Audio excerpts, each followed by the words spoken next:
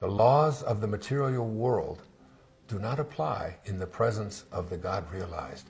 Once you're in that state of God realization, you'll understand things like your intuition. That is that inner calling that says, go this way instead of that way. Try this. Don't be afraid of that. Get rid of the fears that are so dominating your life. You'll discover things like synchronicity, that you have a thought and all of a sudden what you place your attention on begins to manifest and arrive in your life. You'll discover that those thoughts are not just things that are happenstance. There's no happenstance in this entire universe. It's all held together by a divine light. And one of my favorite readings I'd like to share with you is from the life and teachings of the masters of the Far East. It said, it has been clearly stated that life lived by the average individual is hypnotic. That is, the majority of men and women are not living life as it was intended at all. Not 1 in a million feels the freedom to live what he inwardly feels he should live. He has come under the world's opinion of himself, and this opinion is what he obeys rather than the laws of his own being. In this respect, and to this degree, he is living under an hypnotic spell. It's like hypnosis.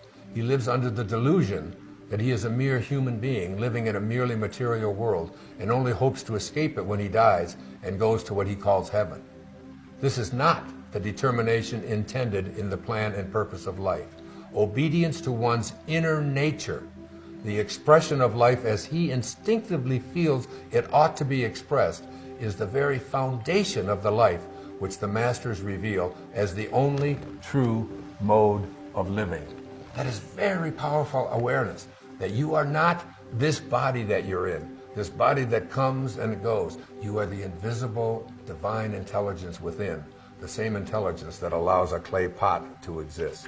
And finally, from the Masters of the Far East, the 2nd volume, the moment you become free from the belief that you are mere human beings, subject to human laws of life and death and the limitations which human beings have imposed, that moment you will see that you are free from all human limitations and may become sons of God, if you will.